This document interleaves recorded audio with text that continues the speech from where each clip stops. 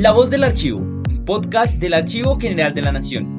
En este espacio conocerás más sobre la labor de nuestra entidad, sus servicios y la importancia de los archivos en la preservación de la memoria del país. Bienvenidos. Este es un programa emitido en Radio UNAL, en el formato de la Memoria de la Nación y que hace parte del repositorio del podcast La Voz del Archivo.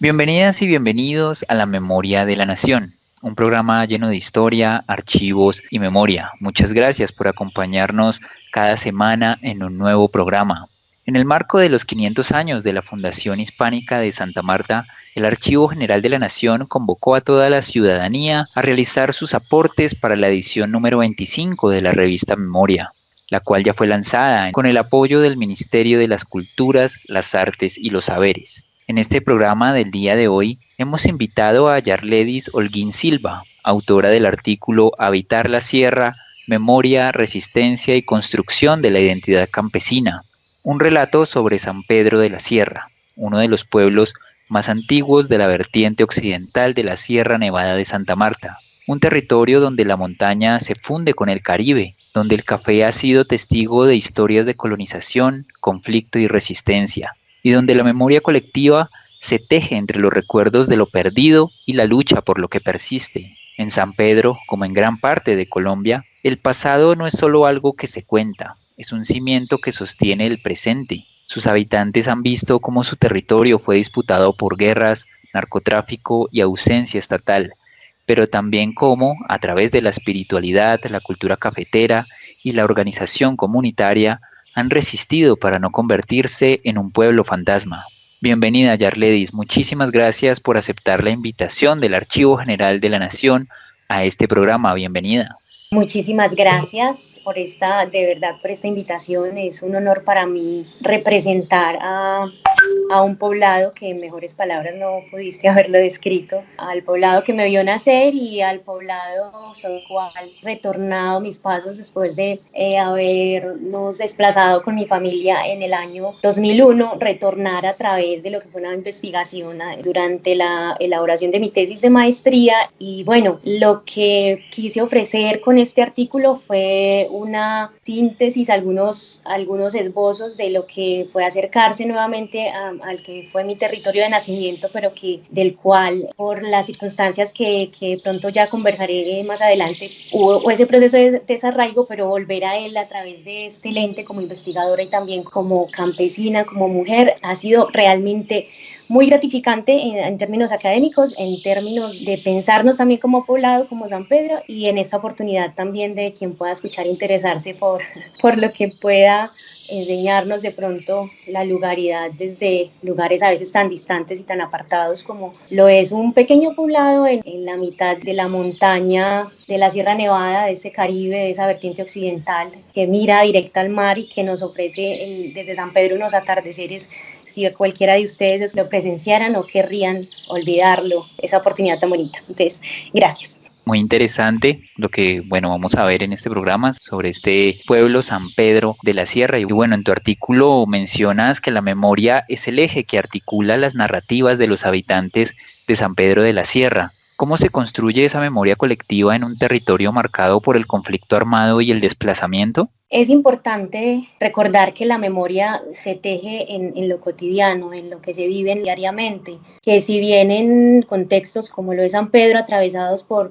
o marcadas por el conflicto armado y otros fenómenos como el desplazamiento que generaron heridas, ausencias, desarraigos. También la memoria se teje desde los encuentros, desde lo que se habla, desde cómo se dice, desde la fiesta, desde lo que se cultiva, desde lo que se practica, desde los relatos de los papás y los abuelos, desde los lugares y los caminos que todos reconocemos y que volvemos a recorrer, entre otras muchas subjetividades y facetas también desde los hábitats y de los territorios y no necesariamente tendríamos que escribir sobre las heridas y ausencias que también se ha documentado mucho, pero que innecesariamente cuando uno vuelve sobre memorias en algunos sentidos se tocan estructuralmente esos momentos y esos quiebres de memoria que también generan pues ese eco en los recuerdos. Pero rememorar, pues la invitación que hicimos desde la comunidad y con la investigación fue a rememorar desde esto último, desde el cómo nos construimos, cómo habitamos, cómo vivimos, cómo llegamos a un poblado que fue inicialmente habitado por un asentamiento Kogi, pero claro, ellos en una acción de repliegue con esos primeros pobladores campesinos que subieron fueron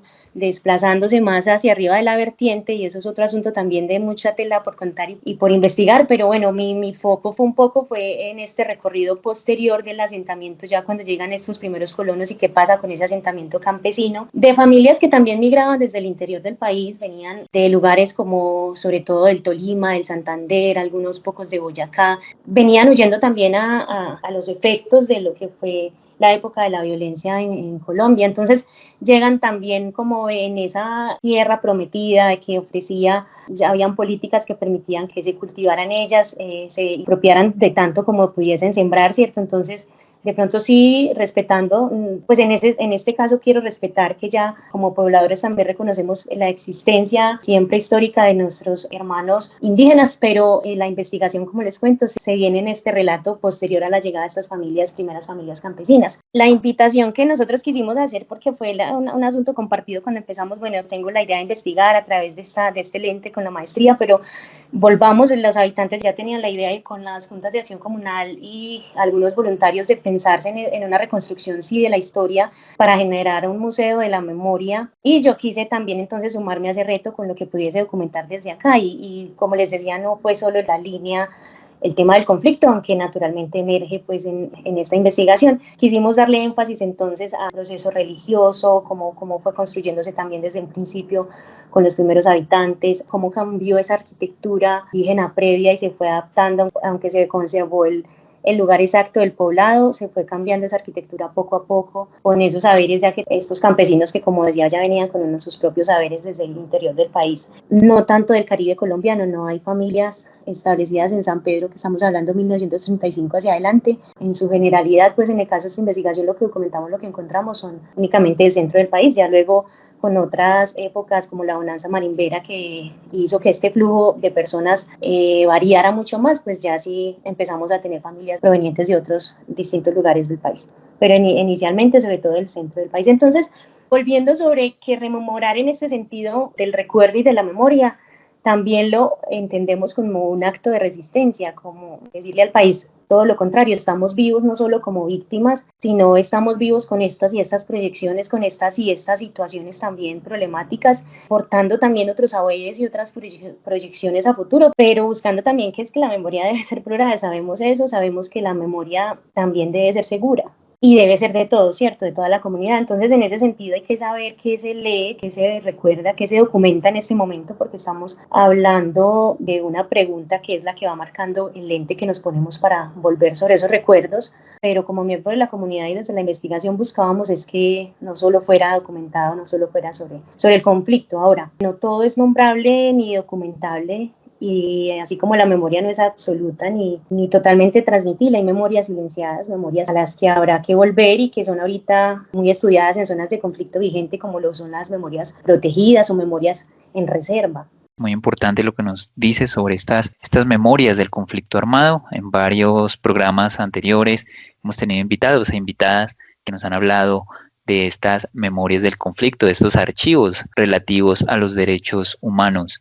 Las comunidades de la Sierra Nevada han enfrentado violencia y desplazamientos forzados, pero también han resistido. Me gustaría que nos contaras qué estrategias de resistencia comunitaria destacarías y cómo han logrado mantener su arraigo en el territorio. Yo siento que la resistencia y el arraigo sobre todo empieza porque a pesar de que muchas familias emigraron de San Pedro y nunca volvieron, la mayoría quedamos con vínculos familiares. Allá en San Pedro, cualquier familia que tiene un hijo, un familiar también en otra parte del país, entonces ese vínculo, ese tener a alguien del corazón y de la familia en ese lugar siempre hará que no quiera retornar. El lugar en sí, de verdad, fuera de los particulares efectos que tuvo de pronto ese dolor en muchos de sus habitantes. Yo estaba muy niña también cuando sucedían muchas cosas, entonces el recuerdo desde los niños no era tan maduro y tan doloroso como pudo ser de pronto para un adulto.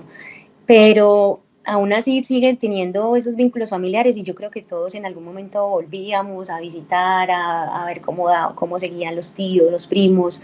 a recordar la niñez, a los atardeceres, insisto, al paisaje, ¿cierto? Entonces, finalmente no falta quien después de los años ya ha vuelto 20 años después a comprar para hacer su casa, de donde pasar su adultez. Caso, por ejemplo, volví en el marco de la investigación 20 años después. Yo fui siempre a visitar a mi abuela, a mis tíos, pero fui olvidando muchas cosas de lo cotidiano y de la lugaridad como tal y del vivir y del practicarse el lugar, que con la investigación lo pude retomar y en ese caso fue mi propia resistencia a no olvidar el lugar que me vio nacer. Me gustaría, ahora que habláramos un poco, nos estabas contando al principio sobre esa bonanza marimbera. Tú en tu artículo mencionas que esa bonanza desplazó al café, un cultivo identitario. En la actualidad, el café sigue siendo un símbolo de resistencia cultural y económica frente a otros cultivos ilegales que persisten en la región. Pero digamos que aunque la bonanza marimbera sí desplazó en esa época, el cultivo, digamos, disminuyó en gran porcentaje porque la gente empezó en esa actividad de reemplazar los cafetales que tenían sembradas las matas de café para sembrar en ese momento la marihuana. Ellos ahorita pues lo que son todo el franja que Viloria llama el cinturón cafetero, ahorita que son varios pueblos, está San Pedro, está Siberia, Palmor. Ellos han retornado a la cultura cafetera. Una vez el declive de esta actividad, ellos fueron retornando nuevamente ese monocultivo y él sigue viva en la identidad, en el cómo vestirse, en el ponerse la bota pantanera, en el saber coger café, en temporada invernosa se vuelve también bastante agudo el tema del invierno y ese mestizaje con lo que implica también ya empezarse a acercar un poco más a la ciudad, sigue estando vivo igual aún así el que somos cafeteros, porque si vas entonces siempre vas a recibir el tintico cargadito, un poco de azúcar, pero en pocillo pequeño. Vas a ver en el patio, en la temporada de café se va a secar el café, vas a ver ya los pequeños cafés que hoy algunos emprendedores están abriendo y ofreciendo café serrano con sus propias marcas. Es un asunto que siento ahorita, es también otro asunto de resistencia desde una actividad económica que sí nos permea mucho, bastante. Y bueno, hablemos un poco también de la religiosidad. Sí, se menciona que ha influido en la organización espacial y social de San Pedro. Me gustaría que nos contaras de qué maneras las prácticas espirituales como las de las misiones cristianas o las tradiciones indígenas han moldeado la identidad. Bueno, la religiosidad ha estado presente, lo contaba desde ahora un poco, desde los primeros años de ocupación campesina en este lugar, porque desde entonces hubo una misión canadiense que ellos eran una organización cristiana trinitaria, pero ofrecían también escuelas, les presentaban cine a los niños. Cuando eso no había televisores y ya tenían como proyectar, tenían un televisor donde iban a ver partidos, donde la comunidad ya empezaba a reunirse. Entonces ellos abrieron esos primeros escenarios educativos y de organización comunitaria para gestionar carreteras, para gestionar recursos. Digamos, ya con la llegada de otras iglesias mucho más recientes, por ejemplo la Pentecostal que es muy reconocida en el lugar, también estas instituciones aparecen también un poco como protectoras, lugares de refugios de pronto en el momento en que la violencia se agudizaba. Muchos lo decían en las entrevistas, que cuando se oía que un grupo armado venía cerca, era normal que las iglesias se llenasen por esos días. Entonces también, digamos, esa pequeñita comunidad donde todos se conocen con todos ha prevalecido desde un principio por lo mismo, como ese respeto por las creencias del otro. Puede decirse que en su totalidad se inscriben dentro de una organización cristiana, católica, pero hay varias en el pueblo. Para ser tan pequeño estamos hablando de al menos 7, con un poblado campesino de unos 2.500 pobladores solo en el casco urbano, y ya otro asunto de la ruralidad o en épocas pues de temporada de café, pero sí es representativo pues para el poblado. En tu artículo también nos mencionas que los jóvenes serranos hoy usan motos en lugar de mulas y están más conectados con ciudades como Santa Marta. ¿Cómo es el equilibrio entre la modernidad y la preservación de la identidad campesina en las nuevas generaciones? Bueno, ahorita la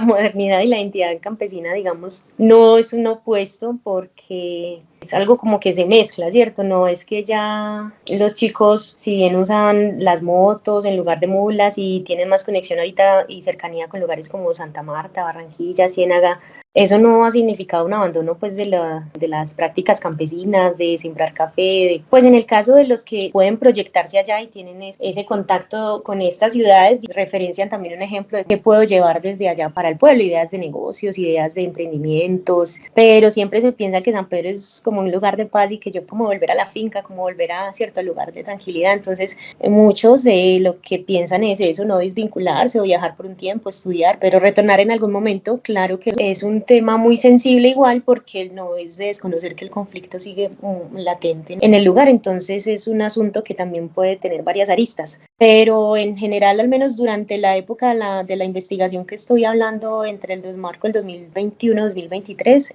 en esas actividades con jóvenes emergía era el tema de retornar a la localidad de San Pedro, entonces para mí una mezcla, pero no excluyente, todo lo contrario es bienvenido como esa cercanía, porque finalmente ahí está la oportunidad de ser más incluidos en las decisiones, en las oportunidades de educación, porque no están tan cercanas en San Pedro, por ejemplo, pero ha sido bienvenida, bien llegada a todas esas nuevas oportunidades que se abren con esa conexión y con otras oportunidades como la tecnología, las redes sociales, ¿cierto? Bueno, muy interesante lo que nos has contado hasta este punto en este programa que tenemos el día de hoy. Estamos dialogando sobre el artículo que escribió Yarledis Holguín, Habitar la Sierra, Memoria, Resistencia y Construcción de la Identidad Campesina. Y bueno, estábamos hablando también de que San Pedro fue estigmatizado como un pueblo guerrillero durante años. Me gustaría que nos contaras qué secuelas dejó esa percepción en la comunidad y cómo trabajan hoy para superarla. Pues sí, ese también fue un tema que, digamos, sí dejó huellas profundas, porque como en el momento de las entrevistas, en mi caso, emergía mucho eso, los miedos que tenían en momentos de agudización del conflicto, de salir a lugares como Santa Marta o Ciénaga, porque muchos de nuestros vecinos murieron en el centro de Santa Marta, asesinados precisamente por ese mismo discurso de que al estar en un sector entonces con presencia armada de grupos guerrilleros, ya el poblado estaba directamente vinculado pues como con la ideología o con estas acciones y por muchos años generó desconfianza de salir y afectó la autoestima colectiva del poblado. Hubo muchas familias señaladas injustamente, en esos días migró mucha gente también, empezó hubo olas de familias que se desplazaron, tuvo efectos en negocios que se cerraron, en oportunidades que se fueron y el peso del estigma como tal.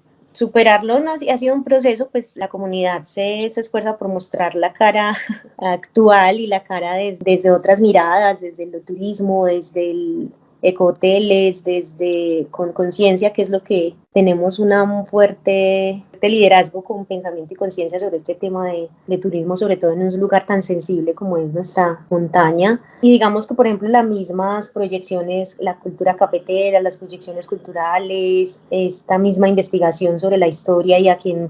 pudo haberle de pronto rememorado otra cara, a quien haya tenido la oportunidad del poblado de acercarse, pues tratamos de que fuese compartida entre todos, con las voces de la misma gente y la idea es que se vaya viendo, nosotros mismos ya lo creemos y que el país no nos vea como un lugar solo marcado por la guerra, sino también como un territorio con sus propios saberes. Y bueno, ya vamos acercándonos al final de nuestro programa del día de hoy. Y bueno, me gustaría que nos contaras qué papel han jugado las mujeres serranas en la preservación de la memoria y la organización del territorio. Durante la investigación tuve una oportunidad grandiosa de conocer a un colectivo de mujeres, entonces la Fundación Mujeres Rurales, ellas trabajan, en su momento estaban desarrollando un proyecto de protección de cuencas y lo que hacían era rescatar plántulas alrededor de las cuencas, caminatas de horas para ir por esas semillitas o por esos germinaditos ya y ellos llevaban a una especie de salacuna de esas semillas y las cuidaban los meses que tuvieran que hacer y vinculaban campesinos, pues esto también es asociado asociado en alianza con ONGs, pero fue un trabajo, me pareció tan bonito, y luego entender que estaban impulsando no solo acciones de protección del territorio, sino abriendo caminos para que otras mujeres que se sumaran y asumieran otros roles más allá de lo doméstico. Entonces, para mí eran como las guardianas de esos bosques primarios, pero también veía cómo presentaban propuestas de conservación, y hicimos en conjunto con colectivos que logramos vincular de Medellín unos murales que narraran la historia del poblado, y estas mujeres se gestionaron en la escuela, en las escuelas, por ejemplo, recoger unas tapitas de gaseosa que tenían que ser de colores específicos para un mural que queríamos que se reflejara el jaguar tan representativo de la montaña. Y esos niños se pusieron todo en función, liderados por ellas,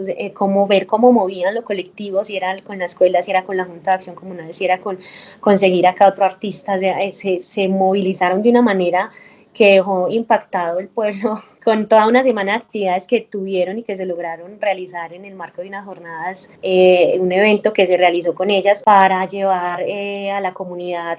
actividades diferentes y recreación y talleres, y también parte de unos talleres fueron de reconstrucción de memoria, cuyos resultados pues se van reflejando en una tesis. Pues en conclusión diría yo, el liderazgo de las mujeres ha sido esencial, no solo para que la comunidad resista, sino también para la proyección de futuro y de lo que se viene. Y bueno, ya llegamos al final de nuestro episodio, pero bueno, no me quiero ya despedir sin antes hablar de eso que nos gusta tanto a todos, que es la comida, y estábamos hablando también de la multiculturalidad de San Pedro de la Sierra. Y en tu artículo destacas que platos como el patacón con queso o la arepa de huevo son símbolos de la mezcla cultural serrana.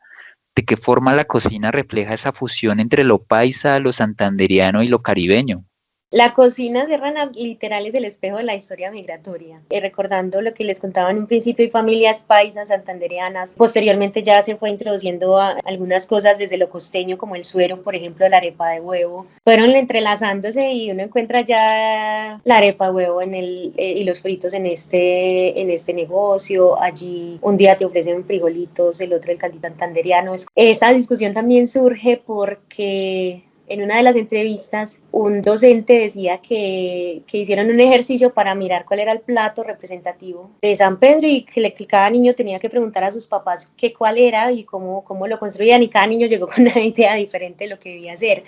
entendiendo pues respondiendo como a esto. Entonces, en mi caso particular se los cuento, mi mamá es de Santander, mi papá es de Antioquia. Mi papá viaja a San Pedro cuando la época de la bonanza. Mis abuelos por parte materna son colonizadores, están en una de las primeras fincas que se establecieron en una cercanía a San Pedro. Y yo soy muy buena comiendo el guineo verde, que lo cocinan en la costa, en el Caribe, pero también en el Pacífico, como los frijoles paisas que a mi papá no le falta todos los días, mi mamá el caldo santandereano, y yo siento que todos, la arepa paisa, pero la arepa también de sal hecha de harina. Así como puedo ponerle muchos ejemplos, solamente por narrar uno. Y siento que con todos somos así, con mis hermanos, los que alcanzaron a estar pequeños allá, y si voy a San Pedro es lo mismo, nos gustan las mismas, como el mismo tipo de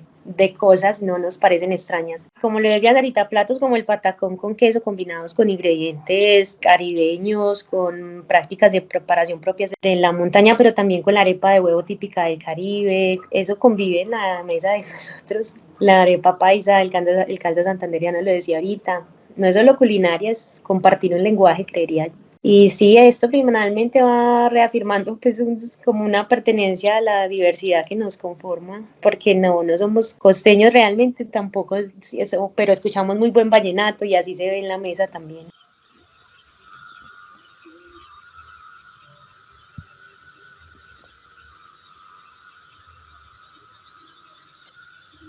Correcto, Yarledis. Bueno, muy interesante esta conversación que hemos tenido. Realmente el tiempo fue muy poco, pero bueno, abordamos varias temáticas de allí, de este pueblo de San Pedro de la Sierra. No me queda nada más que agradecerte, Yarledis, por haber participado en este programa del día de hoy. Muchísimas gracias. No, a usted de verdad por esta oportunidad de hablar y de recordar lo que este pueblito que a mí de verdad me acelera el corazón. Muchas gracias. Muchísimas gracias, Yarledis, por aceptar la invitación del Archivo General de la Nación y por supuesto invitamos a todas y todos nuestros oyentes a que lean la edición número 25 de la revista Memoria, que lean también por supuesto el artículo del que hemos estado hablando un poco hoy, Habitar la Sierra, Memoria, Resistencia y Construcción de la Identidad Campesina. Pueden ingresar a la revista en nuestra página web www.archivogeneral.gov.co. En la sección de publicaciones van a encontrar todas las revistas Memoria que ha sacado el Archivo General de la Nación en estos 25 años. Agradezco nuevamente a todas y todos los que nos acompañaron y recuerden que este programa es realizado por el Archivo General de la Nación y es transmitido a través de Radio UNAL. Y nos volvemos a escuchar en otro episodio. Hasta pronto.